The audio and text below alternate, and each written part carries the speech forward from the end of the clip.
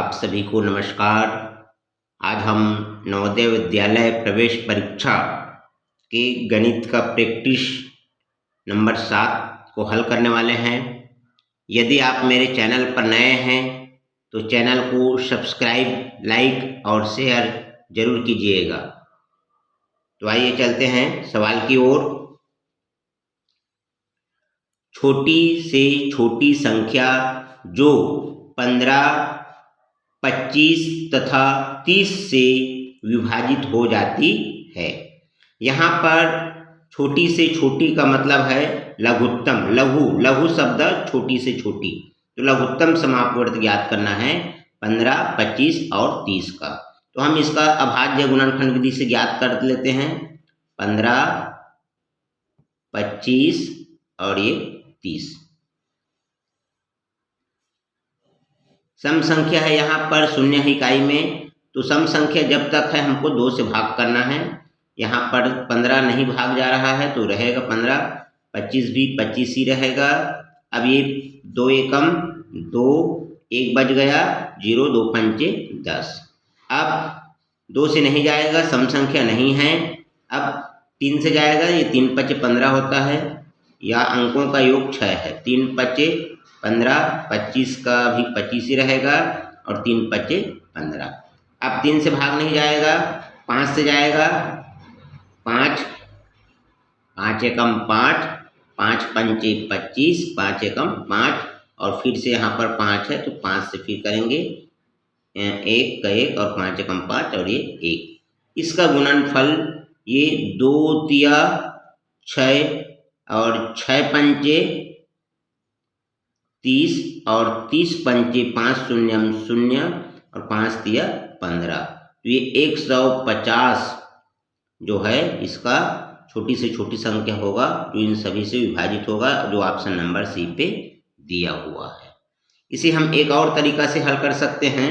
यदि हम देखें कि सबसे बड़ी संख्या को हम यहाँ पर लिख देते हैं 30।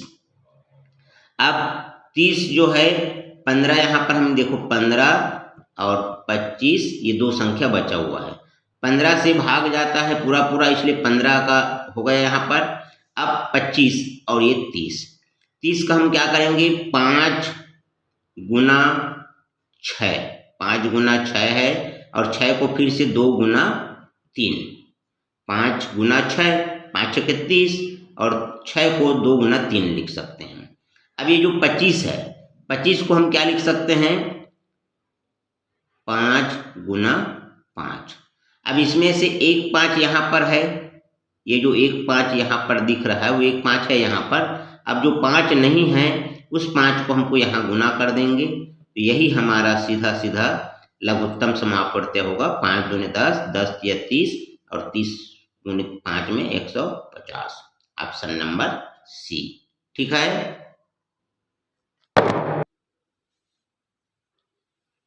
3 ट्रैफिक बत्तियां क्रमशः 10, 15 तथा 20 मिनट के पश्चात चमकती है। एक साथ वे प्रातः 6:10 6:10 बजे चमकती है। इसके पश्चात एक साथ वे कब चमकेगी। इस प्रकार के सवालों में यदि एक साथ कब होगा, इस प्रकार के सवालों में हमें एलसीएम लघुत्तम समापवर्त ज्ञात करना है और उतना जो एलसीएम आएगा उतने समय पर वो बार बार पुनरावृत्ति होगा। यहाँ पर हम 10 और ये 15 और ये 20 इसका एलसीएम निकालेंगे। तो ये सम संख्या है 10 और ये 20 जो है इकाई में 0 है इसलिए सम संख्या है। तो ये 2 से भाग जाएगा, 2 पंचे 10, 15 का भी 15 रहेगा और 2 एकम 2 और 2 शून्यम 0। फिर से अभी यहाँ पर सम संख्या है तो फिर से 2 से भाग जाएगा, 5 का 5 और ये 15 का 15 और 2 पंचे 10। जब तक सम संख्या हो हमें 2 से ही भाग करना है। अब उसके बाद ये 15 जो है 3 से भाग जाता है तो 3 से भाग करेंगे, 5 का 5 रहेगा, 3 पचे 15 और 5 का 5। फिर ये तीनों संख्या 5 है तो 5 से भाग जाएगा, एक बार में और ये एक बार में। अब इसका गुना करेंगे तो 2 तिया 2 दूने 4 4 तिया 12, 12 दूने 24, 12 दूने 24। यहाँ पर इसका जो एलसीएम होगा 2 दूने 4, 4 तिया 12 और 12 पंचे 60, ये आ गया इसका एलसीएम। इसका गुना करेंगे तो 60 मिनट। अब ये 60 मिनट, ये प्रत्येक 60 मिनट में एक साथ बजेगा। कितने मिनट में? प्रत्येक 60 मिनट, माने ये हो जाएगा 1 घंटा। अब ये जो है 6:10 में चमकती है एक साथ, तो इसमें 1 घंटा बाद फिर से चमकेगा। 1 घंटा बाद तो कितना हो जाएगा? ये 7:10 में एक साथ चमकेंगी। ये 7:10 जो है प्रातः है, तो ये प्रातः ही चमकेगी। ठीक है। अगला सवाल, 81 धन बड़ा कोष्टक 159 ऋण 2 मंझला कोष्टक या सर्पाकार कोष्टक 7 गुना 8 धन छोटा कोष्टक 13 ऋण 2 गुना 5 छोटा कोष्टक बंद, मंझला कोष्टक बंद और बड़ा कोष्टक बंद। इस प्रकार के सवालों में हमें बोडमास, इसको बोर्ड BODMAS, इसको लिखेंगे को, का, भा, गु, यो और घा। को माने कोष्टक, तो सबसे पहले हमें कोष्टक और कोष्टक में क्रम से रेखा कोष्टक, छोटा कोष्टक, मंझला कोष्टक और बड़ा कोष्टक को हल करते हैं। तो सबसे पहले हम यहाँ पर कोष्टक को हल करेंगे, तो ये हो जाएगा 81 धन, ये बड़ा कोष्टक है, 159 ऋण 2 मंझला कोष्टक 7 गुना 8 धन। अब कोष्टक, छोटा कोष्टक के अंदर में ऋण है और गुना है, तो हमको सबसे पहले क्या करना है? यहाँ पर देखो गुना, और उसके सबसे आखिरी में होता है घटाना। तो 2 पंचे 10, 2 पंचे 10 है, और 13 में 10 घटाएंगे तो 3 आएगा। 13 में 10 घटाएंगे कितना होगा? 3।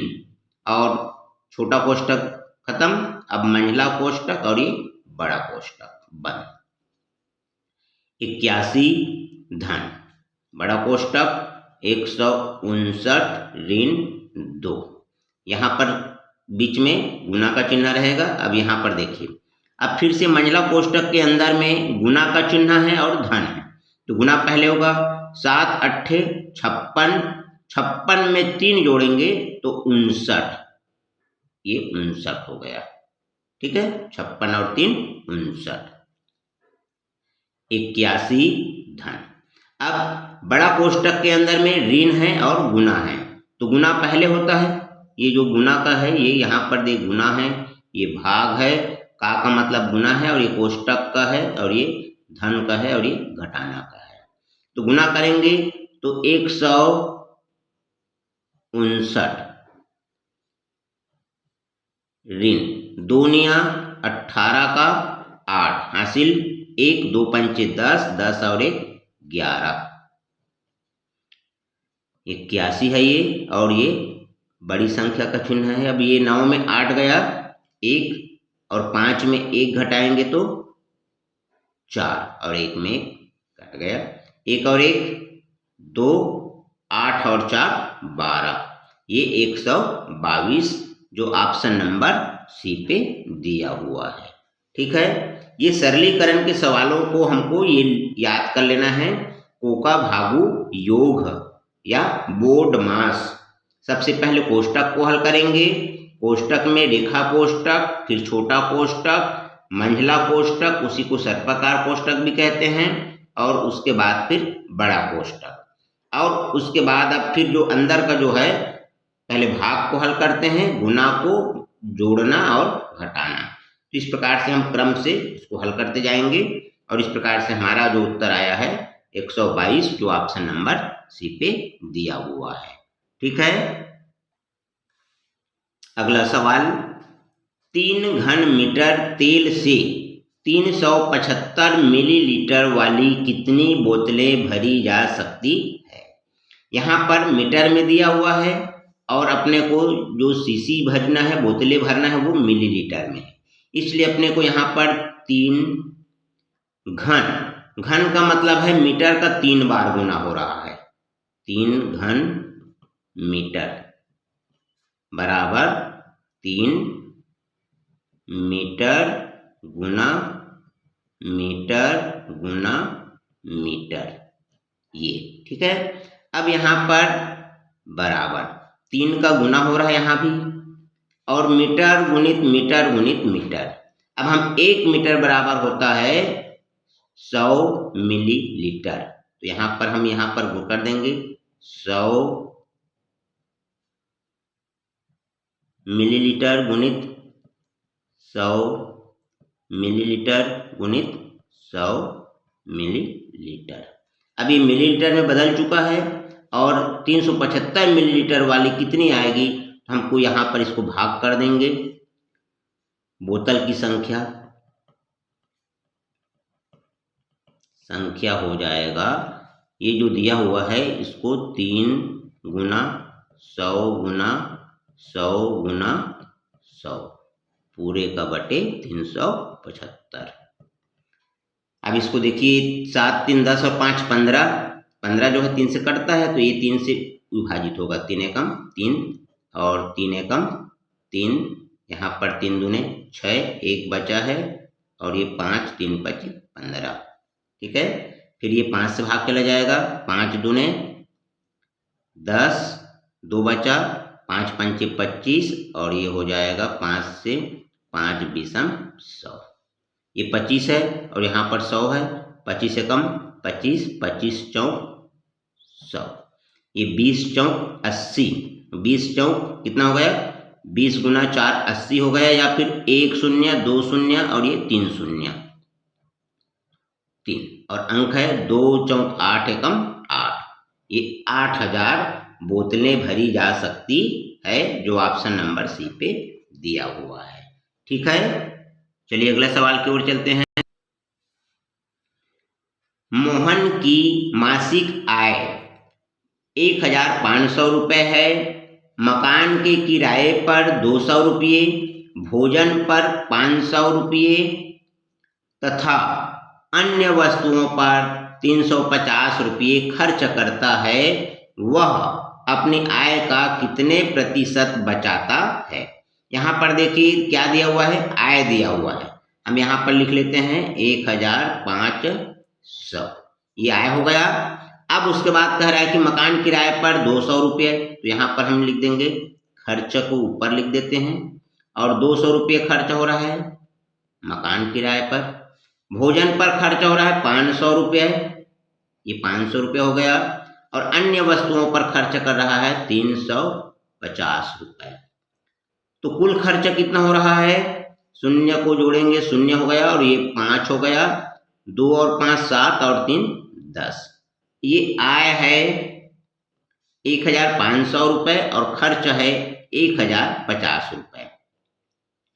तो आय में यदि खर्च को घटाएंगे तो यहाँ पर लिख के घटा देते हैं, यहीं पर हम 1050, यदि घटाते हैं इसको, ये धन था तो 0 का 0, शून्य को माने 10, 10 में 5 गया तो 5 हासिल 1 हो जाएगा, 5 में 1 गया तो 4 और 1 में 1 कट हो गया, तो 400 रुपये क्या हो रहा है इसका बचत।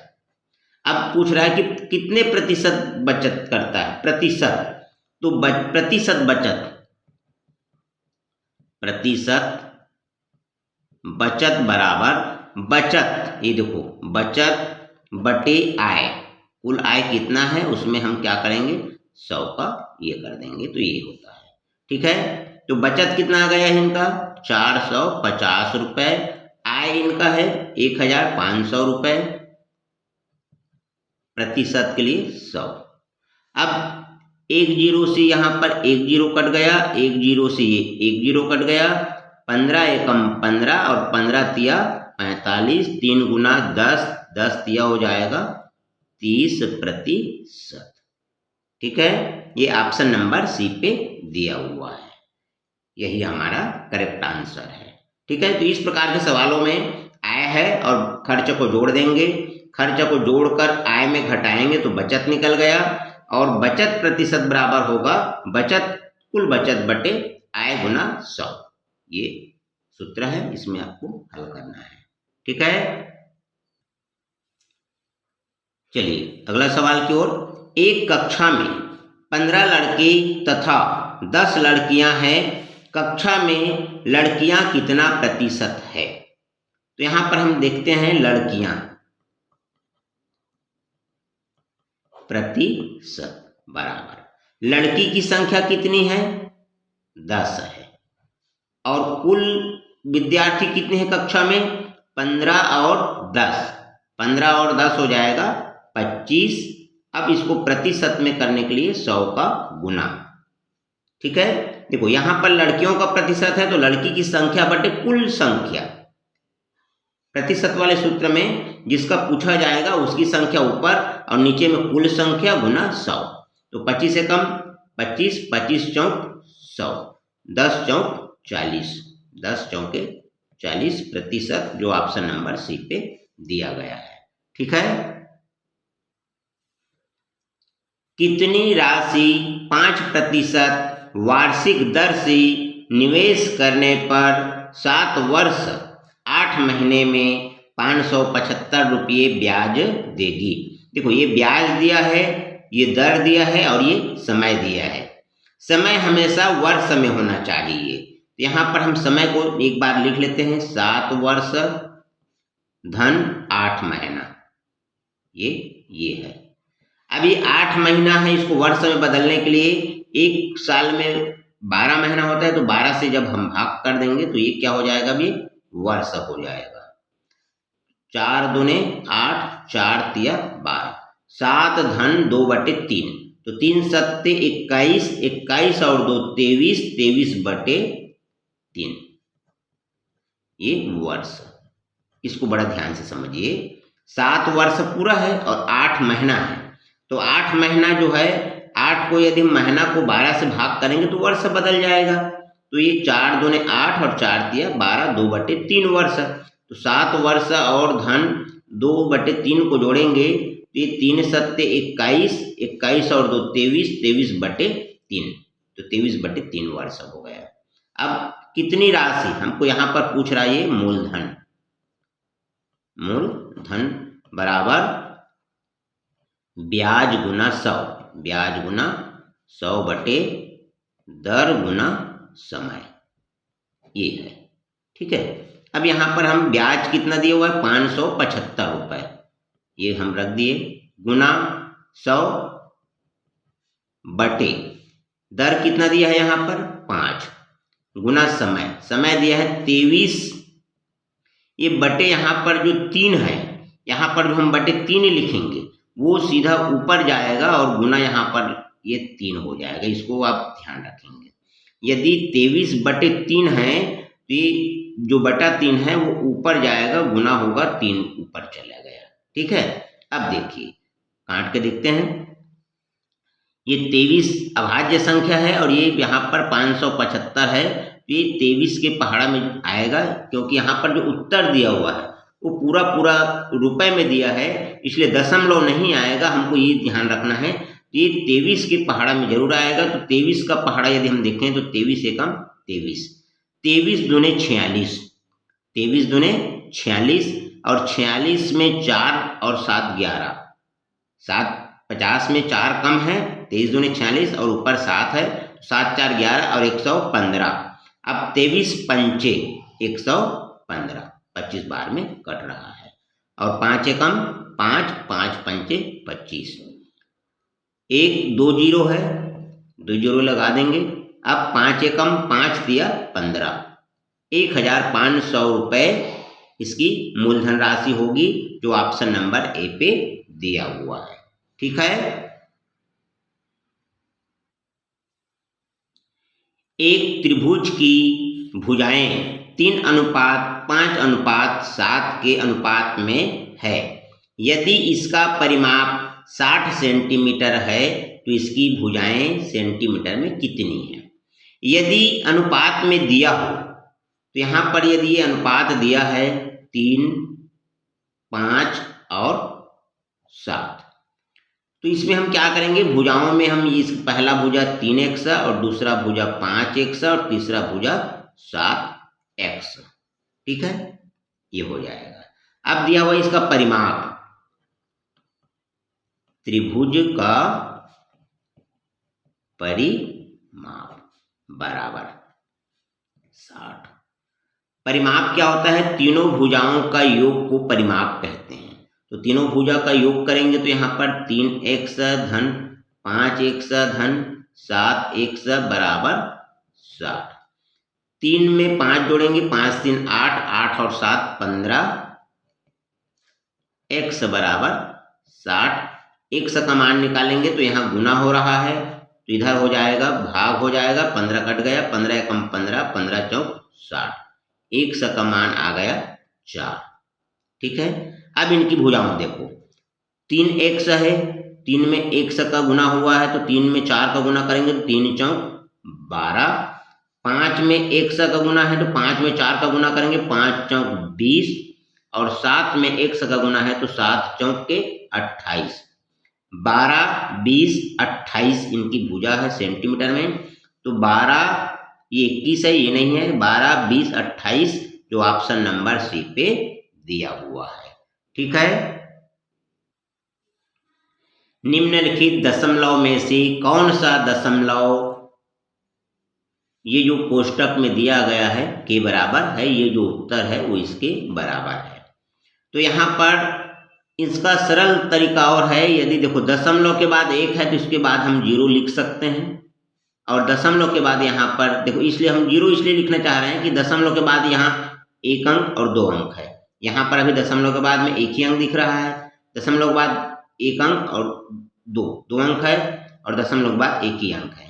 तो दशमलव के बाद यदि इकाई इधर दायां तरफ से यदि हम 0 लिखना चाहें तो लिख सकते हैं, इसलिए मैं अलग से लिख देता हूँ। ये देखो 0.10, ये अभी 1 ही है, इधर हम कितना भी 0 लगा दें वो 1 ही है, ये बटे 0.01 धन 0.01 बटे 0.1 और ये 0। अब देखिए दशमलव के बाद 2 अंक है, दशमलव के बाद 2 अंक है, दशमलव के बाद 2 अंक हो गया, दशमलव के बाद 2 अंक हो गया, तो दशमलव दोनों का कैंसिल हो जाएगा। तो अब ये क्या हो जाएगा, इसको देखिए, ये 10 है तो 10 हो जाएगा, बटे ये 1 है तो 1 हो जाएगा, धन ये दशमलव के बाद ये 1 बस है 1 और ये बटे 10 हो जाएगा, ठीक है। अब यहाँ पर दोनों का एलसीएम यहाँ पर हम लिखते हैं तो 10 एकम 10, और इसका गुना इसके साथ करेंगे तो 10 दहम 100, और इसका गुना इसके साथ करेंगे तो 1 एकम 1, ठीक है। अब यहाँ पर 100 धन 1 तो 101 हो गया और बटे 10। अब 10 में भाग करेंगे तो यहाँ पर 1 के बाद में 1 शून्य है तो 1 अंक पहले क्या लग जाएगा, दशमलव लग जाएगा, ये 10.1 जो ऑप्शन नंबर ए पे दिया हुआ है, ठीक है। इस प्रकार के सवालों को आप यदि बिल्कुल ऐसे कर सकते हैं, दशमलव के बाद 2 अंक है यहाँ तो इसको भी इधर शून्य बढ़ाते हुए कर दीजिए, यही इसका सरल तरीका है, ठीक है।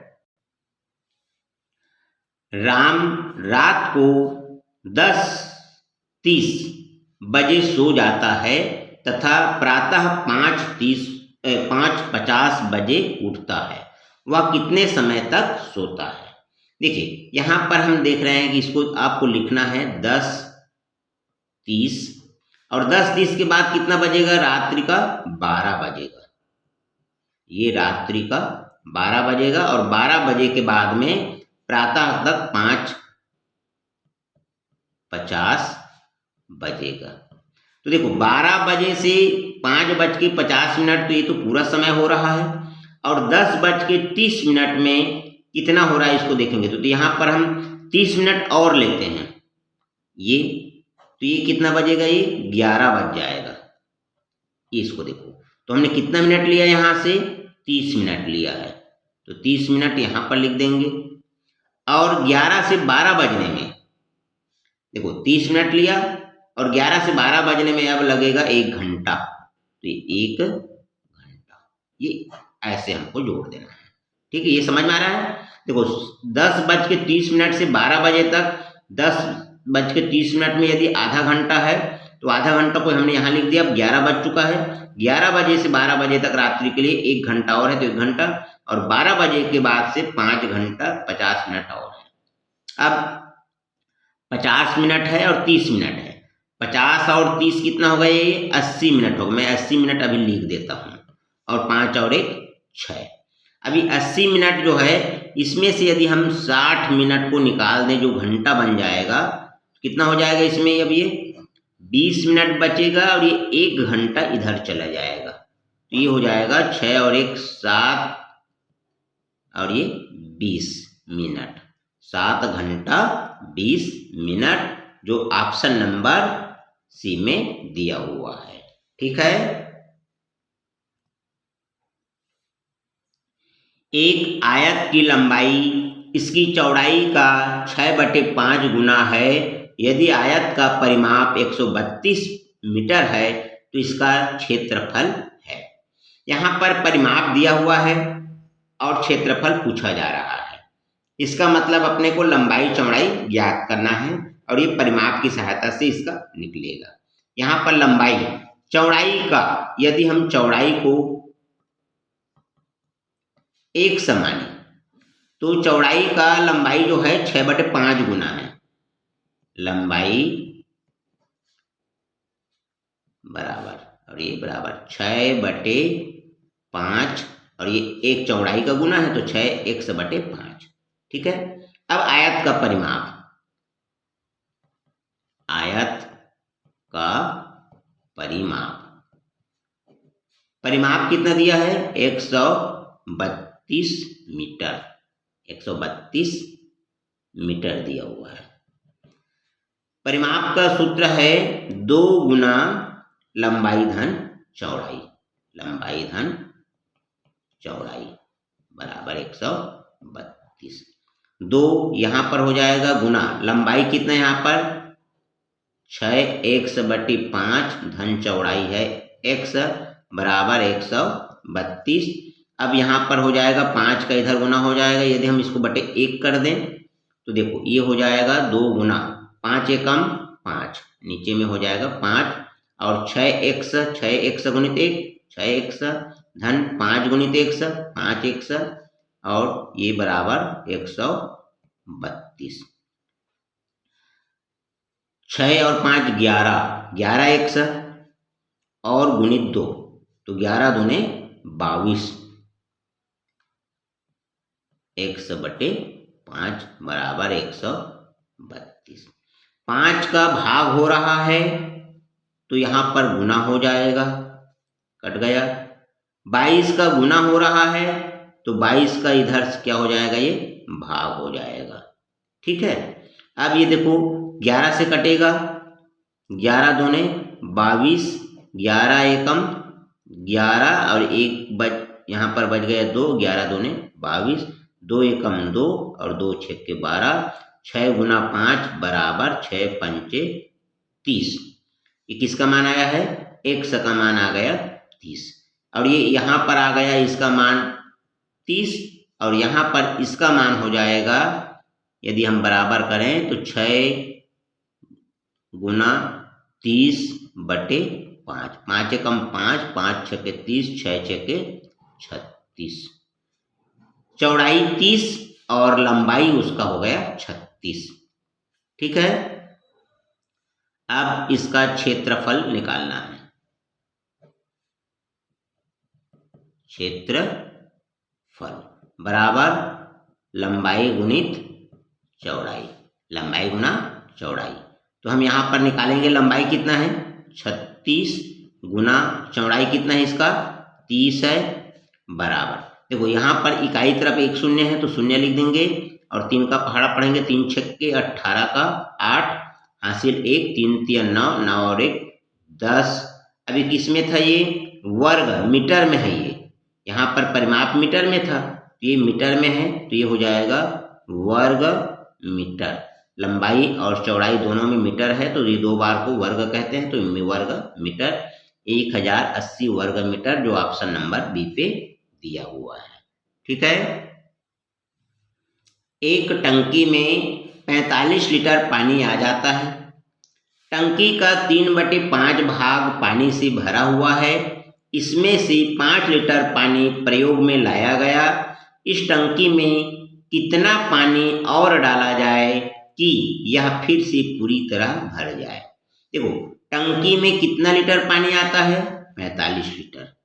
क्रम से आप लिख दीजिए 45 लीटर, ये टंकी। अब आगे, टंकी का 3/5 भाग भरा है, यहां पर भरा। टंकी का तो टंकी है 45 का है, का मतलब गुना 3/5 भाग भरा है, तो कितना हो जाएगा? 5 एकम 5, 5 निया 45, 9 तिया 27, 27 लीटर भरा है। अब इसमें से कितना उपयोग में कर रहा है? ये 5 लीटर उपयोग, 5।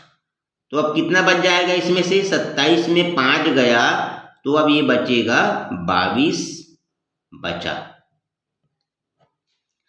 अब इस टंकी में 22 लीटर बचा है, पानी भरा हुआ है और टंकी की क्षमता है 45 लीटर है। कितना और डालेंगे? तो यहाँ पर 22 को घटा दीजिए, तो ये हो जाएगा 5 में 2 गया तो 3 और 4 में 2 गया तो 2। 23 लीटर पानी यदि हम उसमें और डालेंगे तो टंकी पूरा भर जाएगा, जो ऑप्शन नंबर सी पे दिया हुआ है। ठीक है।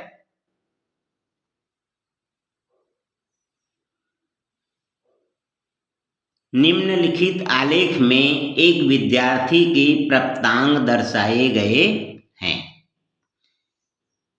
किन विषयों में उसे कम अंक प्राप्त हुए हैं? देखो, इधर विषय है और विषय में हिंदी, अंग्रेजी, विज्ञान, गणित, अब इधर है प्राप्तांक। तो यहाँ पर देखो कौन कौन से विषय में क्रम से यदि है तो मैं लिखूं, यहाँ पर सबसे कम है हिंदी का है, उसके बाद उससे थोड़ा सा ज्यादा है अंग्रेजी का है, छोटा ऐसा कर दें हम, अंग्रेजी, फिर से उसके बाद है विज्ञान है और उसके बाद फिर ज्यादा अंक है, सबसे ज्यादा है गणित का, गणित। तो किन विषयों में कम अंक प्राप्त हुए हैं? तो हम देख रहे हैं कि हिंदी और अंग्रेजी, हिंदी और अंग्रेजी जो है कम अंक प्राप्त हुए हैं, जो ऑप्शन नंबर सी पे दिया हुआ है, यही हमारा राइट आंसर है। ठीक है। नीचे दर्शाए गए आलेख से वर्ष 2005 तथा 2007 में लगाए गए कुल पेड़ों की संख्या ज्ञात कीजिए। देखो, 2005 और 2007, तो ये इधर दिया हुआ वर्ष, ये 2011 है, 9 है, 7 है, 5 है, 3 है, 2 है। सबसे पहले हम देख रहे हैं कि 2005, ये 5 है और 5 में ये दिख रहा है, ये कहाँ पर आया? 250, 2005 में 250 पेड़ लगाया है। और 2007 में, तो 2007 में पेड़ लगाया है 50, 2007 में 50 पेड़ लगाया है। कुल पेड़ों की संख्या दोनों साल में, कुल पेड़ों की संख्या निकालना है तो 0, 5, 5, 10, हासिल 1, 2 और 1, 3, तो दोनों साल में 300 पेड़ लगाए हुए हैं, जो ऑप्शन नंबर ए पे दिया हुआ है। ठीक है, इसका सही आंसर ए है।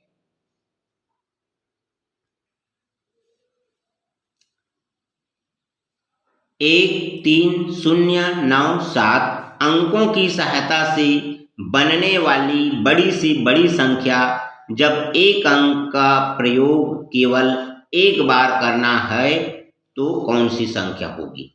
बड़ी से बड़ी संख्या ज्ञात करना है और एक ही बार यदि प्रयोग करना है तो सबसे पहले हम बड़ी संख्या को लिखेंगे, उसके बाद फिर उससे छोटी संख्या 7 को लिखेंगे, फिर उससे छोटी संख्या 3 को लिखेंगे और फिर उससे छोटी संख्या 1 को लिखेंगे और उसके बाद सबसे छोटी संख्या है 0 को लिखेंगे। यही क्या हो जाएगा? बड़ी से बड़ी संख्या होगा। बड़ी से बड़ी संख्या लिखने के लिए सबसे पहले बड़े, फिर छोटे, फिर छोटे, फिर छोटे, ऐसे क्रम से लिखना है और एक ही बार प्रयोग करना है। तो ये 97,310 जो ऑप्शन नंबर बी पे दिया हुआ है। ठीक है, बड़ी से बड़ी 7 अंकों की संख्या तथा छोटी से छोटी 8 अंकों की संख्या का अंतर है। यहां पर अपने को अंतर निकालना है, तो अंतर निकालना है तो बड़ी संख्या को ऊपर लिख देंगे और छोटी संख्या को नीचे लिखेंगे ताकि हमको घटाने में आसानी हो। अब 7 अंक की संख्या है और एक 8 अंक की संख्या है, तो 8 अंक की संख्या बड़ी होगी, 8 अंक की संख्या बड़ी होगी। तो 8 अंक की संख्या क्या कह रहा है कि छोटी से छोटी 8 अंक की संख्या। तो 8 अंक की छोटी से छोटी संख्या लिखने के लिए पहले 1 लिखेंगे और 8 में 1 घटाने पर जो 7 बचा तो 7 बार 0 लगाएंगे। 1 2 3 4 5 6 7। ठीक है, अब देखो ये 8 अंक बन गया। छोटी से छोटी संख्या लिखने के लिए 1 लिखने के बाद में जितने अंक का बोला जाता है उससे 1 कम शून्य लगाएंगे, छोटी संख्या बन गई।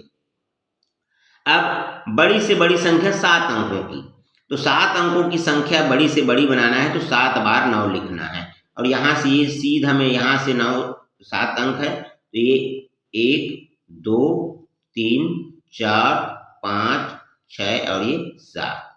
ये घटाएंगे इसको तो यहाँ पर शून्य को माने 10, 10 में 9 गया तो 1 वापस, शून्य को माने 10, 10 में 10 गया 0, 1 वापस, शून्य को माने 10, 10 में 10 गया 0, 1 वापस, शून्य को माने 10, 10 में 10 गया तो 0 हासिल वापस, शून्य को माने 10, 10 में 10 गया तो 0 हासिल 1, शून्य को माने 10, 10 में 10 गया 0 हासिल वापस और ये 10 में 10 गया 0, तो यहाँ पर आ गया 1 जो ऑप्शन नंबर बी पे दिया हुआ है। ठीक है, 4300 गुना 3 गुना 10 गुना 0 गुना 10 का मान है। प्रश्नों को बड़े ध्यान से देखना है, समझना है। कुछ लोग क्या करते हैं, बस ये सवाल देखते हैं तो यहाँ पर गुना चालू कर देते हैं, गुना चालू कर देते हैं। और कैसा करते हैं, 1 0 2 0 3 0 4 0 5 0, 5 शून्य देखेंगे और 1 2 3 4 5 ऐसा आंसर लगा देते हैं फट से, और या फिर ये 3 तिया गुना करते चलते हैं।